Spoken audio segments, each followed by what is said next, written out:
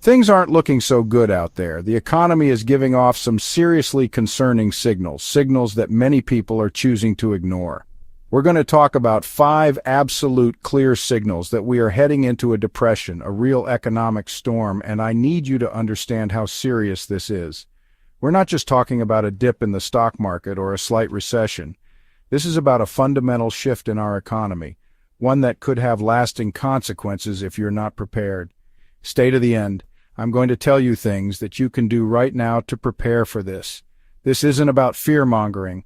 It's about arming you with the knowledge and tools to protect yourself and your loved ones. Let's rewind the clock for a second. Imagine stepping back into a time machine and setting the dial to the roaring 1920s.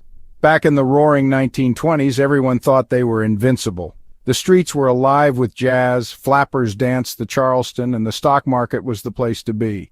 The stock market was booming, people were buying everything on credit, and the good times seemed like they'd never end. Sound familiar? It was a time of unprecedented economic growth, or so it seemed. People were buying stocks on margin, essentially gambling with borrowed money, and it created this illusion of wealth. The idea was that the market would keep going up, and everyone would get rich. They were living large, but it was all built on a foundation of debt. Lavish parties, extravagant purchases, and a lifestyle that seemed too good to be true. And it was. Fast forward to today, and we're seeing a disturbingly similar pattern.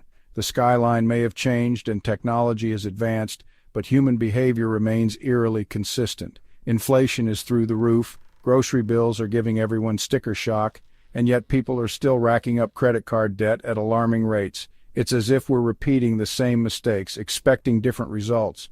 It's like we've learned nothing from history. The warning signs are all around us, yet we choose to ignore them, believing that somehow this time will be different. We're living in an age of instant gratification where everyone wants the latest gadgets, the trendiest clothes, and the most Instagrammable vacations, regardless of whether they can actually afford it. Social media fuels this desire, making it seem like everyone else is living a perfect life. This kind of reckless spending is a major red flag. It's a cycle of consumption that leads to mounting debt and financial instability. It's not sustainable, and it's a clear sign that we're living in an illusion of prosperity. The facade of wealth is just that, a facade hiding the underlying financial fragility. Just like in the 1920s, this house of cards can't stand forever. The market crash of 1929 was a harsh wake-up call, and it could happen again. The music is going to stop, and when it does, you don't want to be left without a chair. It's time to take a hard look at our financial habits and make changes before it's too late. Let's talk about debt, shall we? It's a topic that often gets swept under the rug, but it's time we face it head on. Debt is a growing problem that affects everyone, from individuals to entire economies. It's the elephant in the room that nobody wants to acknowledge. We all know it's there, but we pretend it doesn't exist, hoping it will just go away on its own. Credit card debt is at an all-time high, with people relying on plastic to make ends meet. The ease of swiping a card can lead to a mountain of debt that feels insurmountable. Student loan debt is crippling an entire generation, making it difficult for young adults to start their lives. The promise of higher education comes with a hefty price tag that many struggle to pay off, and auto loans are out of control. People are taking on more debt to buy cars, often stretching their finances to the breaking point just to have a reliable mode of transportation. People are drowning in debt, and it's a ticking time bomb for the economy. The stress and anxiety of managing multiple debts can take a toll on mental health and overall well-being. Think about it. When you're drowning in debt, you're not spending money in the economy, you're not investing, you're not saving, and you're certainly not contributing to economic growth. You're just trying to keep your head above water. The constant struggle to stay afloat means that long-term financial planning takes a back seat, and immediate survival becomes the priority. This lack of spending power creates a ripple effect throughout the entire economy, leading to slower growth, job losses, and reduced consumer confidence. Businesses suffer as people cut back on spending, leading to a vicious cycle of economic decline, and eventually a full-blown recession. The signs are all around us, and if we don't address the root causes of this debt explosion, the consequences could be dire. And here's the scariest part. This debt bubble isn't just limited to individuals. Corporations are also feeling the pressure, with many taking on massive amounts of debt to stay competitive. Corporations are also leveraged to the hilt, taking on massive amounts of debt to fund buybacks and dividends. This short-term focus on shareholder returns can jeopardize long-term stability. This corporate debt is even riskier than consumer debt because it's often used for speculative purposes rather than productive investments. When companies prioritize stock buybacks over innovation and growth, they put the entire economy at risk. The combination of high consumer debt and risky corporate borrowing creates a fragile economic environment. It's a house of cards that could collapse at any moment, and the fallout would be devastating for everyone. We're living in a time of unprecedented wealth inequality. The disparity between the rich and the poor has reached levels not seen in modern history. This growing divide is not just a statistic. It's a reality that affects millions of lives every day. The gap between the haves and the have-nots has never been wider, and it's a recipe for disaster. As the wealthy continue to accumulate more resources, those at the bottom struggle to meet their basic needs. This stark contrast is visible in our cities, our communities, and even within our own neighborhoods. While the rich are getting richer, the middle class is shrinking at an alarming rate. The opportunities that once allowed for upward mobility are becoming scarce, leaving many feeling trapped in their current economic status. The American dream, once a symbol of hope and possibility, is fading for many.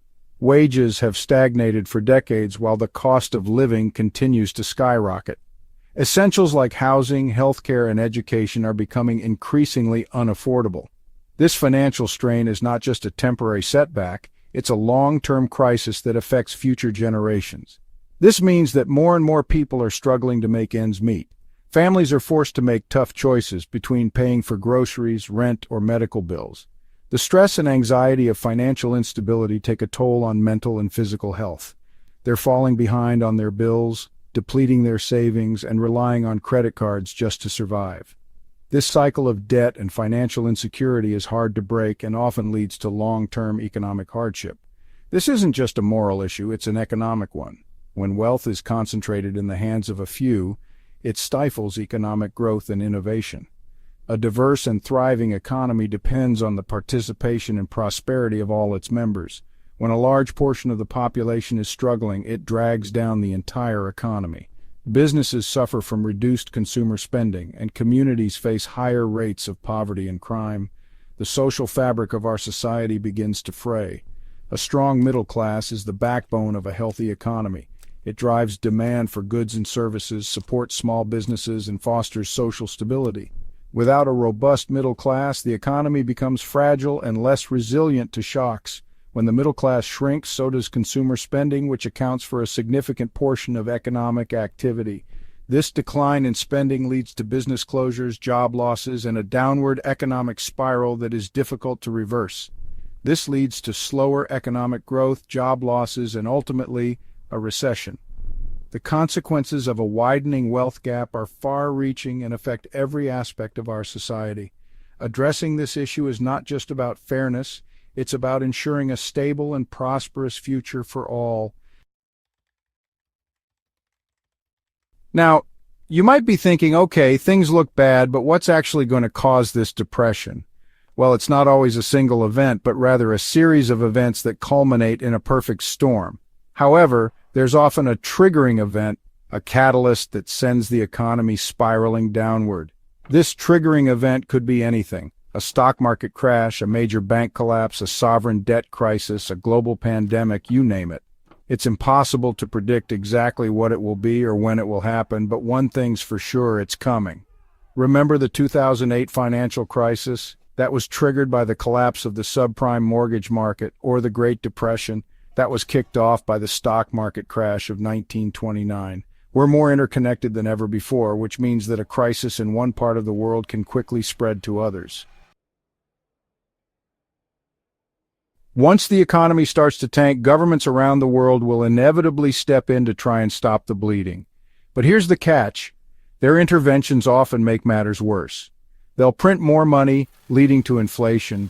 They'll bail out corporations, rewarding reckless behavior, and they'll increase regulations, stifling innovation and entrepreneurship. These interventions might provide a temporary band-aid, but they don't address the underlying problems. In fact, they often exacerbate them. Remember the bailouts during the 2008 financial crisis? They saved the banks, but they also bailed out the very people who caused the crisis in the first place. This time around, the government interventions could be even more drastic. We could see things like capital controls, wealth taxes, and even the confiscation of private property. It's crucial to understand that government intervention, while often well-intentioned, can have unintended consequences that limit your freedom and control over your own finances. I know this is a lot to take in, it's scary stuff, but here we don't just prepare for the worst, we aim to thrive. Stockpile your food, diversify your assets, and open up new income streams. Knowledge is power, and the more you know about the potential risks, the better equipped you'll be to navigate them. Fight complacency. We are heading into a Great Depression, and it's going to be far worse than the one in the 1920s. The signs are all there. But this isn't about living in fear, it's about taking control of your own destiny. Don't wait for the government to tell you what to do. Take action now, while you still have time. Make sure you subscribe, hit that bell, and follow along for more real results and community support. We're in this together. Thanks for watching, and we'll see you next time.